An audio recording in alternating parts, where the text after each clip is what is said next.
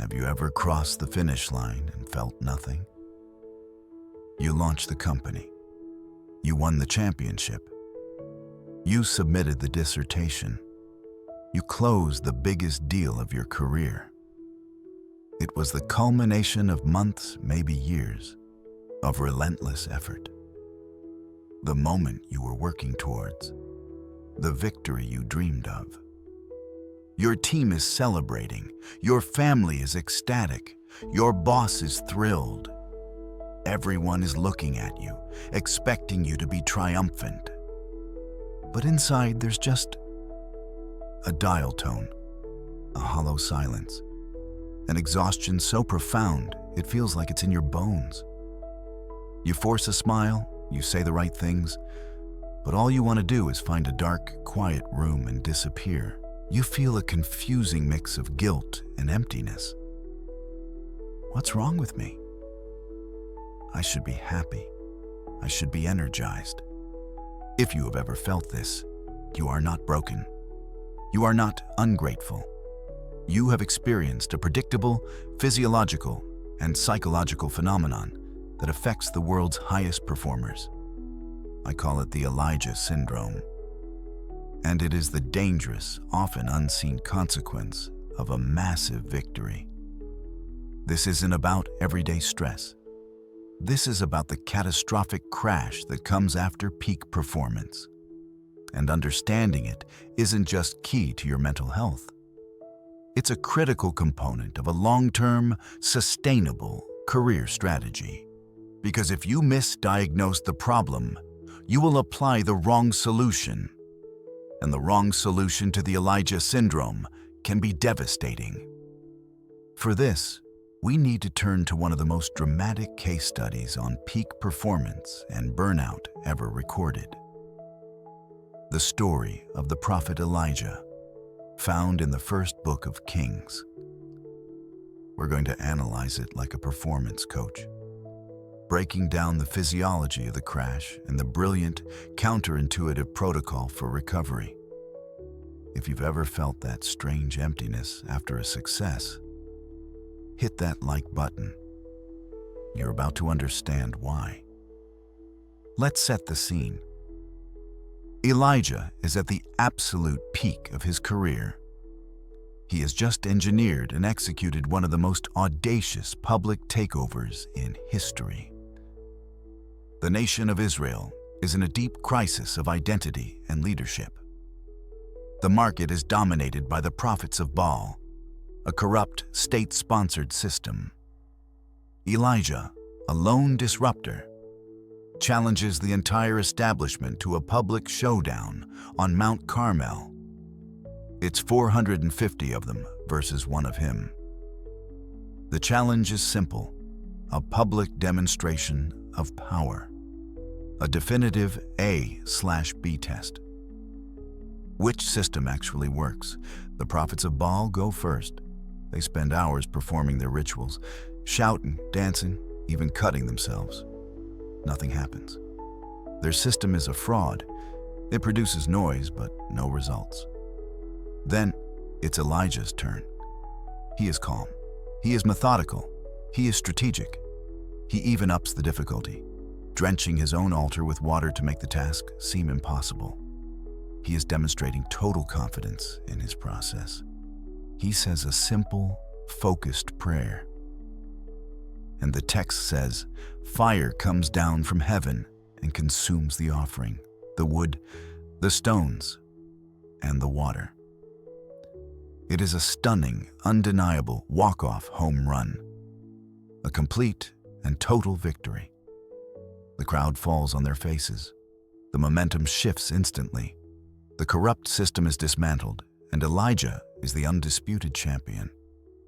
He has just executed the most successful project of his life.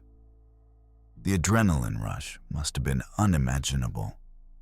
This is the moment of pure, unadulterated triumph. But the story doesn't end there. The news of this hostile takeover reaches the C-suite.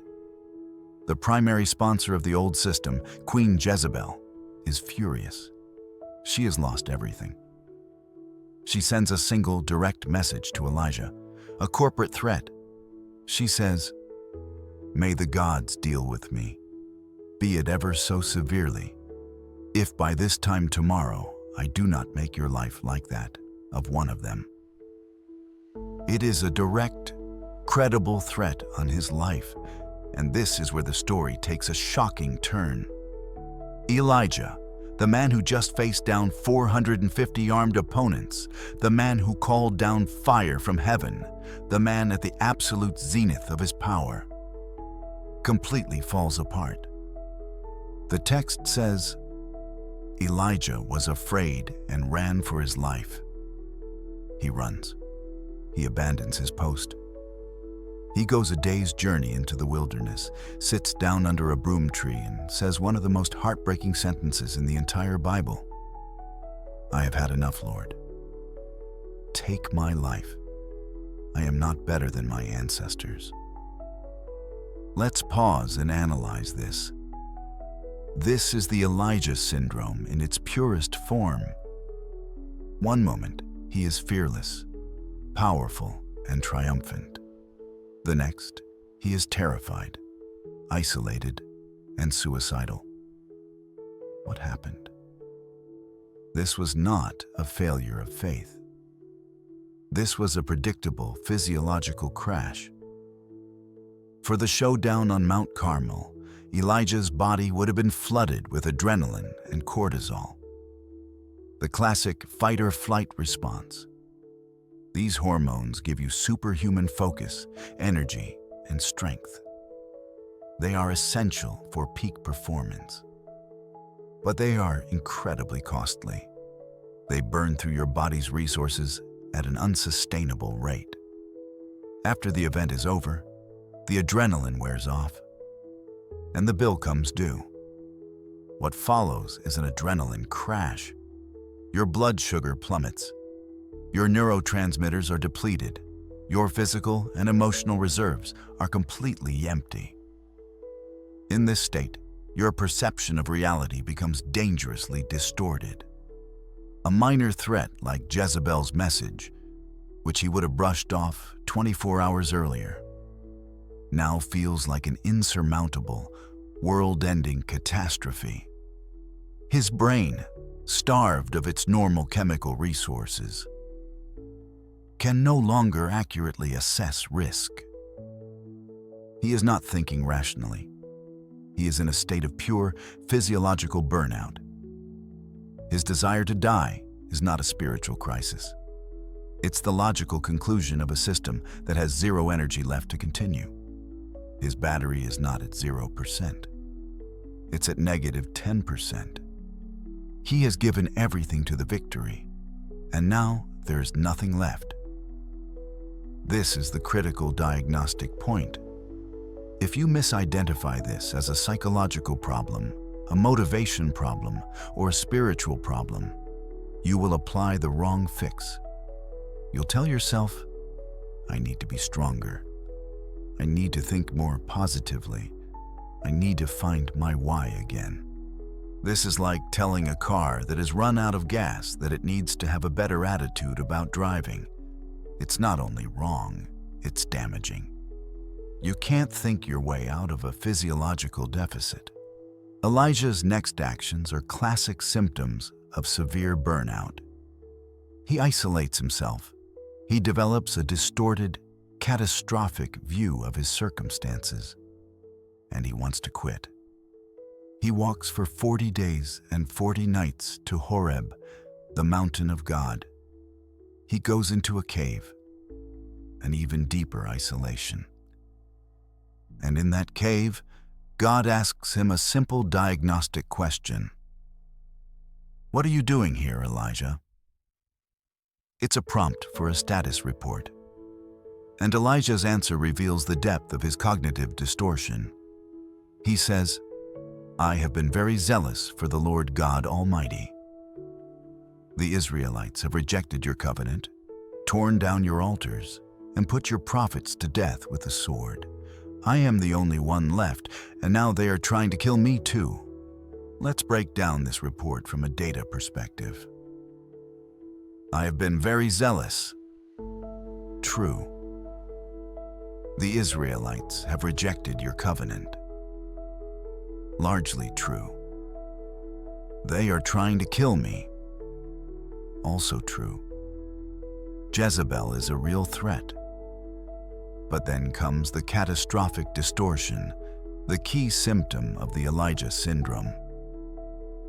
I am the only one left. This is factually, demonstrably false. Just a few chapters earlier, we learned there were 7,000 other prophets in Israel who had not bowed to Baal. Elijah even had his own direct report, a servant who was with him. But in his burnout state, his brain has filtered out all supporting data. All he can see is the threat. All he can feel is his own isolation. His perspective has collapsed into a paranoid, hopeless narrative. He feels completely and utterly alone. This is what burnout does. It makes you a terrible strategist. It lies to you. It convinces you that the pressure is immense and you have no resources. If this feeling of being the only one left resonates with you, do me a favor and share this video. Your friends and colleagues need to know this is a recognized syndrome, not a personal failing. So, we have a clear diagnosis.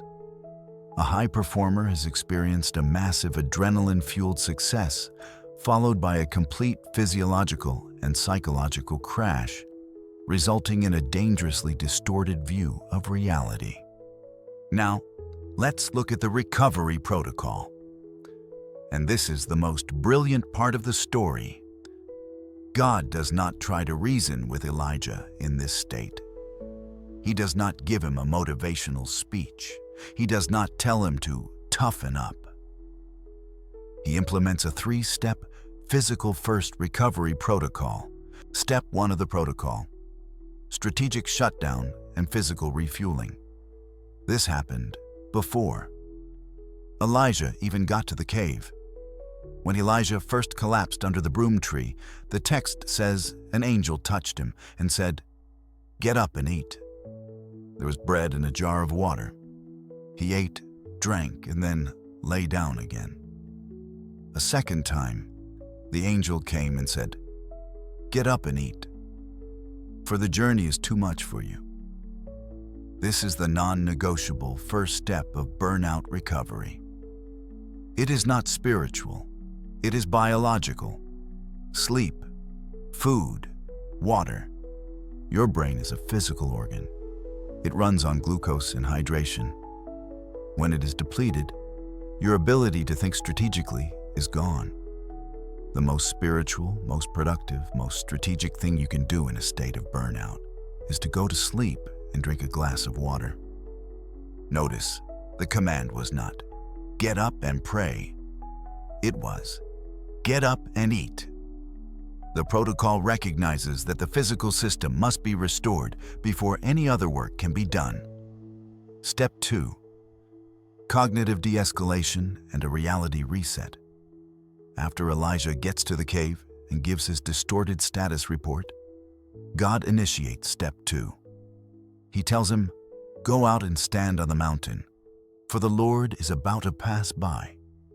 Then comes a great and powerful wind. But the Lord was not in the wind.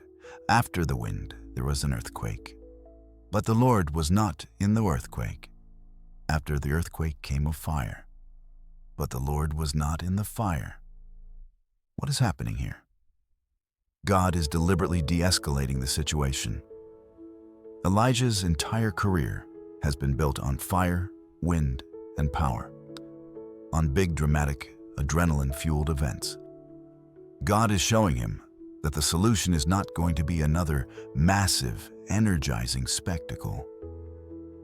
More adrenaline is not the answer to an adrenaline crash. And after the fire came a gentle whisper, a still, small voice. This is the state in which strategic clarity is possible, not in the noise and fury of the crisis, but in the quiet that follows. Then, God asks the diagnostic question again. "What are you doing here, Elijah?" Elijah gives the exact same distorted, hopeless answer. "I am the only one left." This shows that his mindset is still stuck in the burnout loop. And now, God provides the critical intervention. He doesn't argue with Elijah's feelings. He corrects his deity. He says, "Yet I reserve 7,000 in Israel, all whose knees have not bowed down to Baal." This is the reality reset. It is a gentle but firm correction of the distorted narrative. The feeling of being alone is real, but it is not the truth. The data says you have resources. The data says you are not the only one. Step 3. A new, clear, and manageable mission. The final step of the protocol is crucial. God does not tell Elijah to go on a long vacation. He knows that a high performer without a mission will drift. Instead, he gives him a new work order. But it is a very different kind of mission. He says, "Go back the way you came. Anoint Hazael king over Aram. Also, anoint Jehu king over Israel, and anoint Elisha to succeed you as prophet." This is a brilliant piece of leadership. First, the mission is clear, concrete, and actionable. No ambiguity. Second, it is a mission of delegation and succession planning.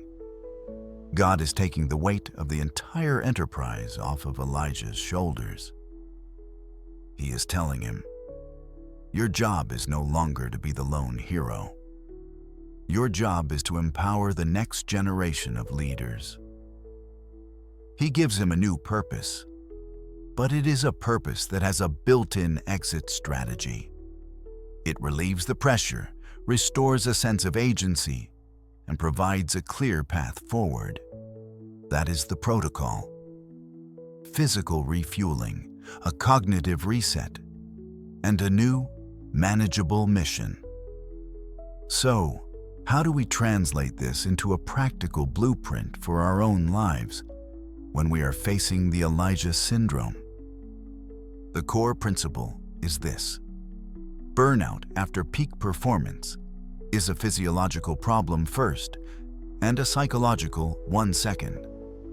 Therefore, any effective recovery protocol must begin with the body. You cannot motivate your way out of a resource deficit. You must refuel, reset, and then re-engage. Here is the 3-step Elijah protocol for recovering from burnout after a huge win. Step 1. Execute a strategic shutdown. The moment you recognize the symptoms, the emptiness, the exhaustion, the irrational fear after a success, you must disengage. This is not a suggestion. It is a tactical imperative.